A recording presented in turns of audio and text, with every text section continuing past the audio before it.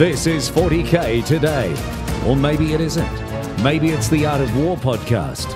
Or Forge the Narrative. Or maybe it's Alfarius. No, it's 40K Today. Or is it? Welcome to 40K Today. This is your daily dose of Warhammer 40,000. We're going to spend the next 15 minutes together going over what is absolutely the hottest stuff going on in 40K Today. This is Thursday, July the 9th. My name is Paul Murphy, and I'll be your host. We have a poll question up on our Facebook page right now asking, are you pumped for 9th edition? Now that all the rules have been released, what do you think? How are your armies changing? Are you ready? Are you as excited about it as I am? Get to our Facebook page. Let us know what you have to say. In the first segment today, Tanya sits down with Steve from On Tabletop. Steve and Tanya talk about a challenge they have going on with their 40K community. Thank you so much for coming on the show, Steve. I'm so happy to have you here. Well, I am really happy to be here. So, the first question is, are you pumped for the new edition? Oh, goodness, yes. I'm very excited about the new edition, especially since I'm an avid Space Marine player. Here at On Tabletop, they've given me the affectionate title of Space Marine Steve, and it's because I think right now even I am standing in what can only be like described as a pile of Space Marines. I call it a quote unquote studio, but really it's just a pile of Space Marines. And this new box set has Space Marines in it, which they always do, but it gets me just so excited to see brand new Space Marine models. I'm over the moon. Yeah, I am actually more pumped for the Necron models myself, but you know. Well, that strikes a wound. I can't even do it. That's me and all the Space Marine players were like, whoa, okay, hold on a second. I mean, I do have a Space Wolves army, so I could use those Space Marines, but I'm more excited for the Necrons. That's fair. They look really good. They do look really good, the Necrons. They do. For the people who might not know who On Tabletop is or what you do, could you maybe give them a quick snippet of what it is that you guys do? Yeah, absolutely. So at On Tabletop, we are a group of creative professionals, I'd like to say, who are all incredibly passionate about Warhammer. And we sat down one day and we wanted to create what we could be comfortable saying as one of the best battle reports on YouTube that exist within the production community. And we set that as a goal. And we worked incredibly hard to try and get there. We've worked through editing and production, and we've put together what we can call, what we think anyways, is one of the better versions of a battle report, and that's our 40K in 40 minutes. And we take a whole battle report and squish it down to all of the best parts that create the best story that we think is inside that game, and we show it to you in 40 minutes. I absolutely love your format, and I am really pumped because you guys have a new thing called 40K in 40 seconds, and this is a sort of standing challenge to your fans, I guess. Can you maybe tell me a little bit more about that? Yeah, absolutely. So the main show that we're running with right now is, of course, 40K in 40 minutes. And as a joke one day, one of my friends was coming over for a game, and I was like, you know what? I haven't posted anything on Facebook. I am going to make a 40-second battle report and call it 40K in 40 seconds because I thought it would be funny. And it ended up being pretty funny. It was a little bit longer than 40 seconds, but whatever. And it ended up being actually quite funny. And then everyone else that saw it in the group were like, wow, like, how long did that take you? I'm like, not very long, like maybe 40 minutes to put together. And he was like, man, the team all loved it. They all started to try it. And they said, this is so much fun.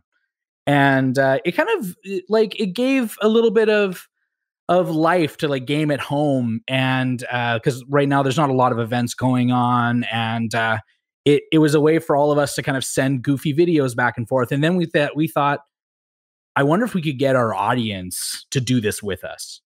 We're having a lot of fun with it. I wonder if everyone else can have a lot of fun with it too. So we came up with the hashtag 40K in 40 seconds. And we're kind of putting it out there to our audience as a bit of a challenge. If you can make a battle report in anything that has to do with like the Warhammer 40K universe. So if some people are really into Kill Team, or they're playing Apocalypse, or even just regular games of 40K, we want them to film it. We want them to cut it down to 40 seconds and then show it to us with that hashtag, putting it on Facebook, sending it to us. And the challenge is that we're going to watch all of these. And the ones that stand out to us the most are going to get put together in a like clip show that we'll actually put up on our YouTube channel. I absolutely love this. So anybody can do this challenge. What would you say is like the bare minimum equipment that you would need to make a 40-second bat rep? Oh, the minimum equipment is like your phone. Because the video that is up on our Facebook right now, so my 40K and 40 seconds video where I kind of explain what it is and what's going on, I did that on just my phone. I had no extra equipment. I think I set up one light, which honestly, you don't need to do. As long as you just have like lights in the room, you'll be fine. So I used just my camera on my phone, and then I used an app called UCut, and I just cut it down to all the little important bits that I thought were kind of funny. And then I exported it all as a video and put it on Facebook. That seems really easy. I think I might give it a try. And in order to entice people to actually watch the video and try it themselves, my favorite part of your video is when you toss that model into the hot tub. Yeah. I think that we have all been there before where we just can't make a save or make a hit or whatever. Just like I was at that point in that game, by the way, that point in that game, I was so done with that Razorback. Like I think it had missed like every time I shot las cannons, it was like 1, 2, 2, 2, 1, 1. And I was like, this is it. I'm done with it. And then he finally killed it. And I was like, what a useless, I just threw it in the tub. I think it really works in the short format because we didn't need to know what you rolled. We just knew you rolled really badly. Yeah. You knew what I was feeling. And that's the great thing. Yeah. Thank you so much for coming on the show today. And I hope we can get more people to make little 40-second bat reps. Thanks a lot, Tanya and Steve. If you've not already checked out their channel, I highly suggest it. They have really great production quality, really nice folks, a really cool way to enjoy the game. Today's episode of 40K Today is brought to you by Frontline Gaming. Frontline Gaming is a one-stop shop for all your Warhammer hobby needs, discounted products, American-made gaming mats and terrain, and a full line of miniatures painting service and daily hobby content. And this can all be found at frontlinegaming.org. Coming up now for you, we have John Damaris speaking with Hank Edley from Adepticon. Hank and I go way back. He's absolutely one of the champions of this hobby, and Adepticon is a direct reflection of that. I'm interested to hear what they talk about. Hey, Hank, thanks for joining us on the show. Yeah, great to be here, John. Thank you for inviting me. I don't know if a lot of people know how much you've done behind the scenes for 40K over the years, but for those of you that don't know or you live under a rock, Hank is one of the original founders of Adepticon, maybe even the original founder. I'm not sure exactly how that all came together. Do you want to tell everybody how Adepticon got started? Sure. Just, briefly, I wasn't the original founding members.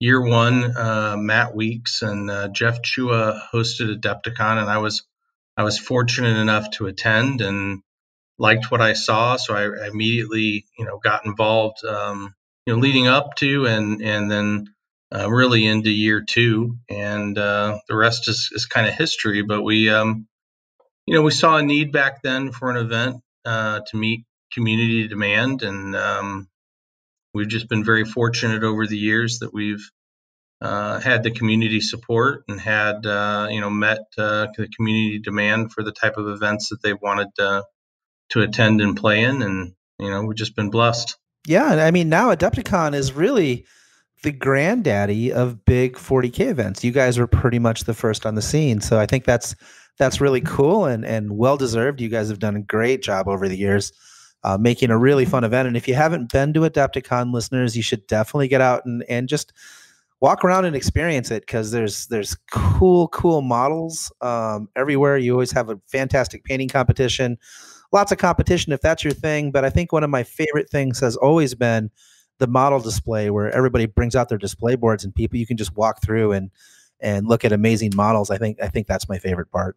Yeah, it's certainly, that Saturday morning, early AM in the 40K team tournament hall, where those teams have all put together, the projects that they've been working on all year, and they're, got their display boards and their costumes and, their banners and all the stuff that goes along with that.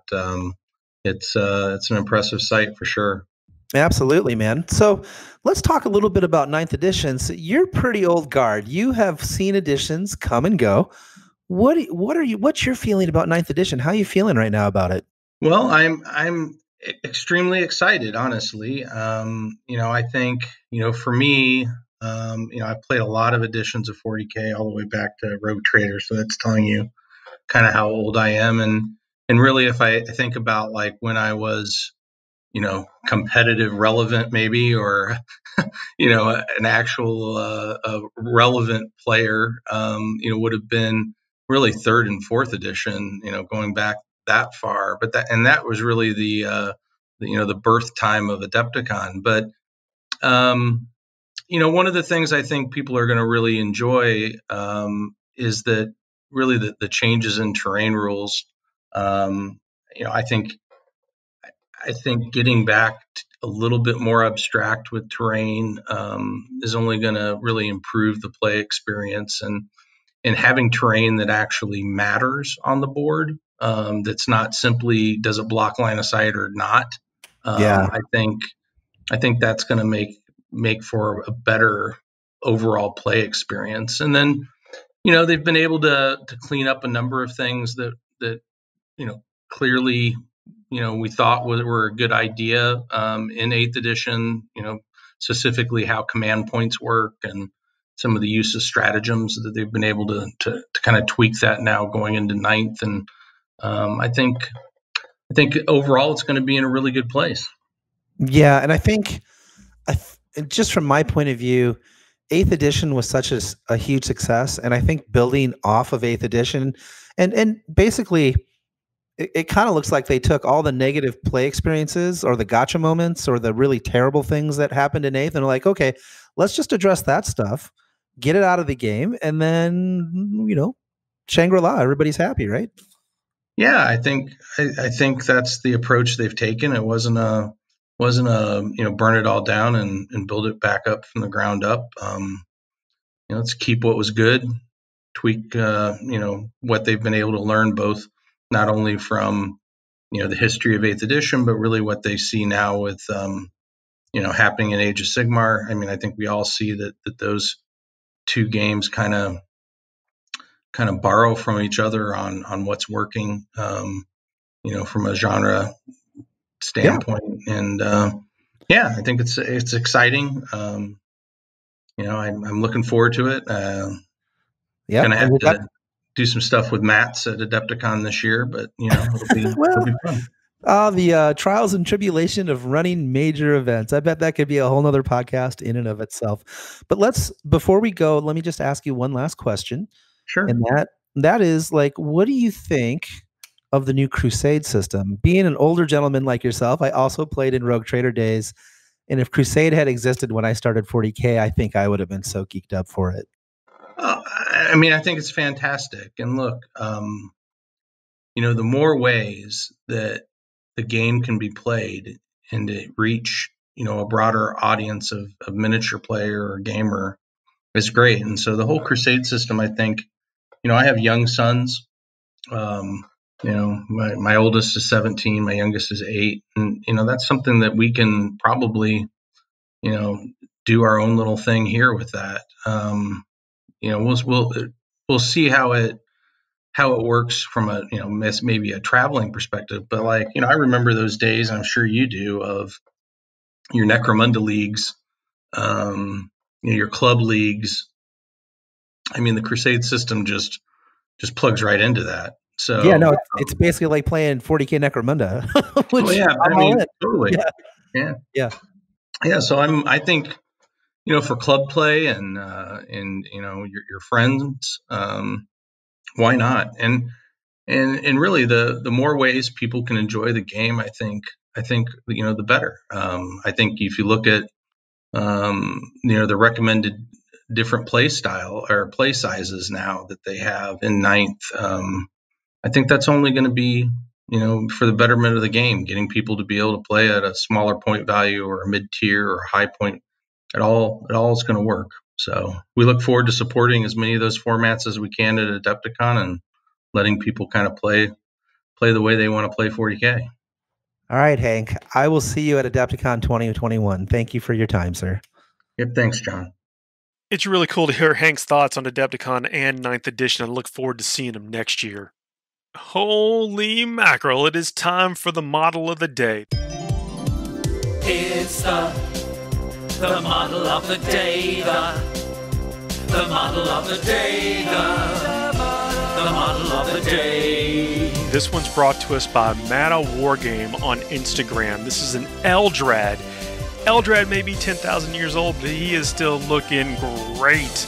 The colors on this model are very bright. Starting from the base, somebody once told me faces and bases, and this model has both of those things. Actually, it's got two faces, one on the staff, one on Eldrad, and they all look good.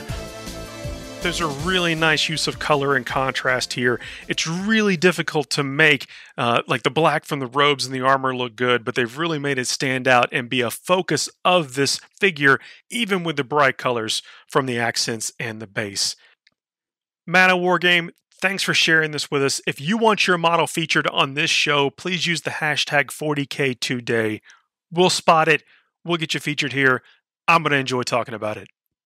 And that's a wrap for today. Thanks a lot for joining us. Thanks a lot for our content producer, Alex Boehner, Tanya Gates for her social media wizardry, and Seamus Roner for all the incredible work that goes on to putting this show together. I'm going to see you tomorrow for Feel Good Friday, bringing you that spoonful of sugar, getting us right into the weekend. Thanks a lot for joining us. That's what's happening in 40K today.